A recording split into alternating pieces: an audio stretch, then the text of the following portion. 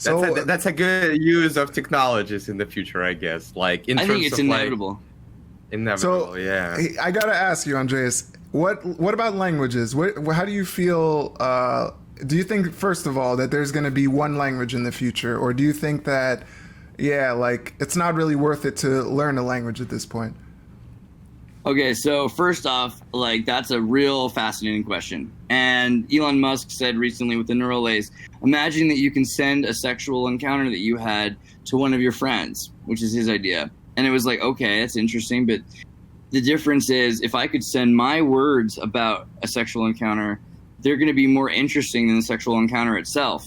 I mean, no offense to me in my sexual encounters, but my words are like dictionary, based. They're eloquent. It's going to help. If I'm a 6-year-old and I experience that without the words, it doesn't matter.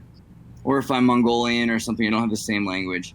So language is huge. I don't mean to sound like one of those like Chomsky gnomes, but like at the same time, language is huge. Lacanian linguistics matter, And so if you have this idea that we can exist without language, it's not going to groove.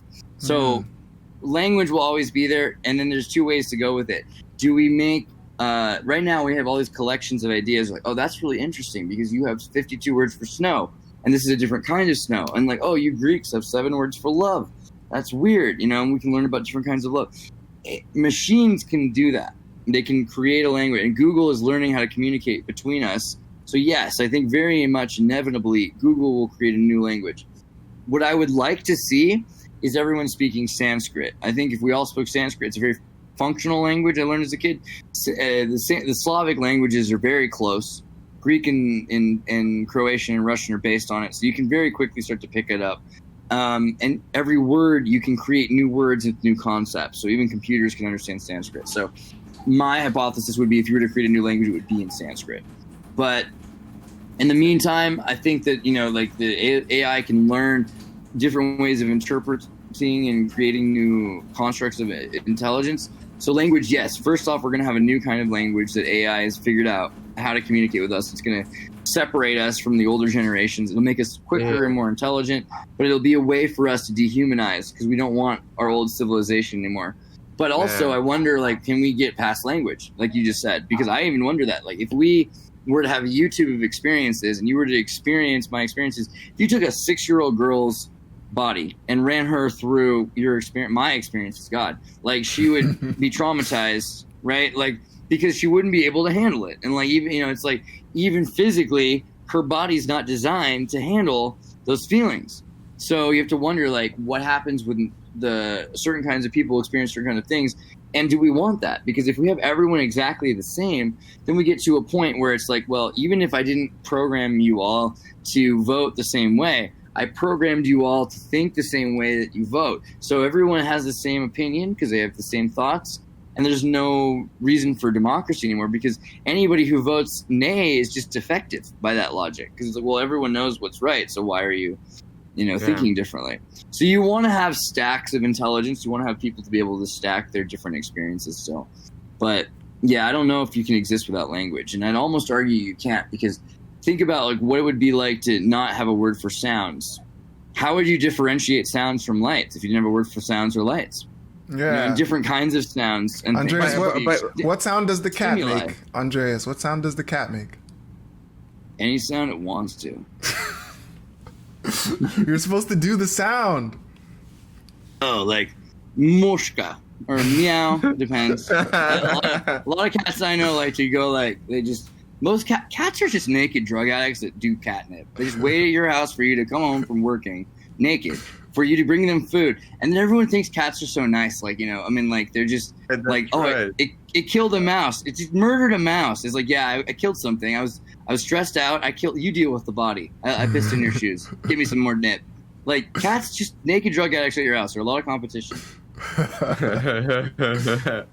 but like as for languages, man, I think there is like just an idea. There is no diversity at this point in the future. And like, let's say I have this, I've been fascinated by the fact that like a guy from Mauritius, like a tiny country, to Madagascar, could speak English and French. and like the whole North Africa, almost. That Wait, part, what they about speak French. Chinese, bro? Does he speak Chinese? No. He speaks like English, French, and Creole. But Yeah, but what about his parents? It's another person, man. I'm talking about another guy. Yeah, and the fact that I was like, oh shit. So we had those French people, you know, in that company, and I was like, yo, guys, talk in French for a couple of minutes. I just want to hear it. And the girl was just like, yeah, he makes some mistakes, you know, in French. It's just funny to hear. But the fact, but just like idea that I'm like French and Mauritius, like goddamn, it's like a fucking era. Well, they think Mauritania or Mauritius is where the one of the Atlantis satellite rings. There's a giant ring there, so they think that they're Atlantis. And in Star Trek, they have the Ferengi, and the Ferengi come from the Arabic word for Frank or foreigner is Ferengi. So the Franks were in Ethiopia, they were in Mauritania, which is both sides of Africa in the north, and the French were a lot of places. Like the thing that's weird about French is it's basically backwards to Etruscan, and it's bad Latin, right? Because good Latin is based on all sorts of mistaken rules about Etruscan, but it's mirrored backwards. So we learn a lot from bad French and from Creole. And also looking at the Iraqi or the Akari, I forget. There's a kind of the Aboriginal Africans that have the story of the spider and Brer Rabbit. It's like the Iraqi or Ashanti. Ashanti, I think that's it. So they have a tribe, and they have a culture that's language is really similar to some of the structural rules to the French, which makes sense. It's like, well, there's a hyphen, an apostrophe here, so this is to carry over to the next word. It's like nobody else would do that unless they were trying hard to please their aristocratic African rulers, right? And so this is another, you can look at, like, in California, the mansions look like Mexican adobe houses, both because they're built by actual Mexicans instead of white people. They bring in, or actually, Indians, they bring them in to build because it's cheaper, and then they build a certain aesthetic. So you look at the Greek houses, and they're built on African design because the Greeks conquered the Barbary coast, and people had, pretty impressive stuff in Africa, in Mauritania and in Algeria, which was Carthage, and in, Morocco. They had 1,000 years ago, water systems that the entire town was in a desert because water was coming up from a wheel that spun it and pushed it across this like Pac-Man grid. And so everyone's house had like flowers and trees growing, and it just tripped people. And there were lights too, lights at night. And they're just like, dude, this is nuts. So we want to have a city that looks like Northwest Africa, And so the Occident in France, they took over that idea. And even Holland, the Netherlanders, their style is very much based on Moorish style. The turban, the word for tulip in Dutch, tulip comes from turban because the Arabs brought it, So it's like it's constantly, and the Arabs were African Moors, so. As you can see, Andreas, like all of those unparalleled links to like comes from Arab, French, broken like grammar. But what if AI will create this new language, right? Oh, I'm so sure they will. And that's a big thing. It's a big thing what humans have made possible. So looking at the languages, you can see some of the ways we do things. Looking at machines, we can see some of the ways they're different.